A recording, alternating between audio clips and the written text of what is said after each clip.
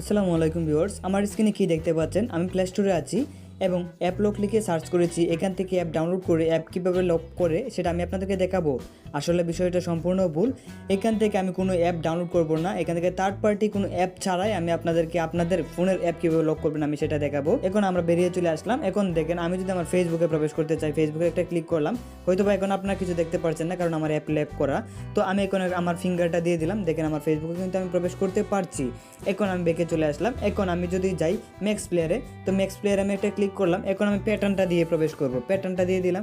এখন দেখেন আমি কিন্তু ম্যাক্স প্লেয়ারে প্রবেশ করতে পারছি।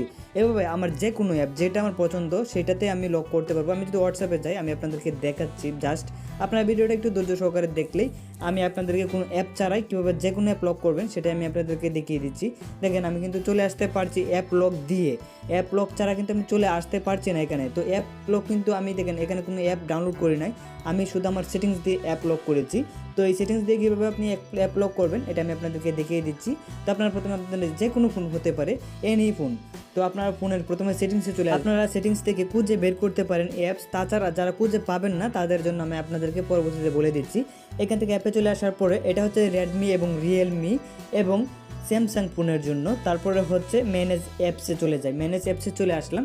ম্যানেজ অ্যাপসে চলে আসার পরে এখান থেকে আমাদের দেখেন যে অ্যাপ লক কিন্তু অপশনটা চলে আসছে এবং ডুয়েল অ্যাপ আসছে, ব্যাকগ্রাউন্ড অটো স্টার্ট আসছে। তো ডুয়েল অ্যাপ কোনটা আমি আপনাদেরকে একটু বলে দিই। জাস্ট ডুয়েল অ্যাপ হচ্ছে আপনার যে কোনো অ্যাপ দুইটা, আমি আপনাদেরকে একটু দেখাই। দেখেন আমার এখানে কিন্তু বিজনেস সুইট অ্যাপ কিন্তু দুইটা আছে। এরকম আপনি যদি যে কোনো অ্যাপ দুইটার প্রয়োজন পড়ে তাহলে কিন্তু এখান থেকে অ্যাপে গিয়ে, মানে আমি যেটা দেখালাম যে ডুয়েল অ্যাপ, এইভাবে কিন্তু ডুয়েল অ্যাপ করে দিতে পারেন। এখন দেখেন যে এই ডুয়েল অ্যাপগুলো কিন্তু আমার আছে। তো আমি ডুয়েল অ্যাপ তো দেখাচ্ছি না, এখন আমি দেখাচ্ছি লক। তো অ্যাপ লক, দেখেন অ্যাপ লকে আমি চলে যাই। এখন দেখেন এখানেও কিন্তু আমাকে আমার ফোনের লকটা দিয়ে প্রবেশ করতে হয়। এখানে দেখেন 10 অ্যাপস লক। তো এখান থেকে আমি 10টা অ্যাপ লক করেছি। এখন দেখেন এখান থেকে বাদ বাকি অ্যাপগুলো কিন্তু লক করা নেই। তো আপনাদের এখানে প্রথমে হয়তো আসার জন্য আমার যেভাবে অ্যাপ লক, মানে আমার ফোনের লকটা দিয়ে আসতে হয়, এভাবে ফোনের লকটা দিয়ে আসতে হবে।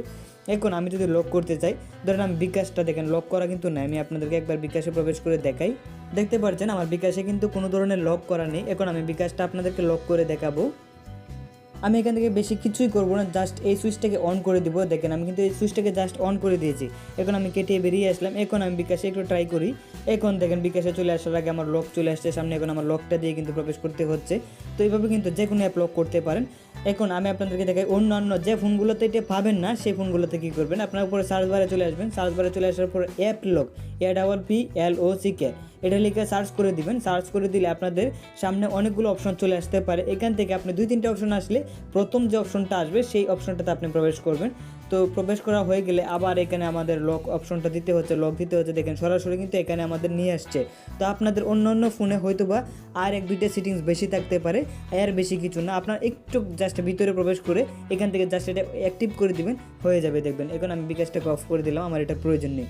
তো আশা করি বিষয়টা বুঝতে পারছেন। ভিডিওটা ভালো লাগলে অবশ্যই একটা লাইক করে দিবেন। আসসালামু আলাইকুম।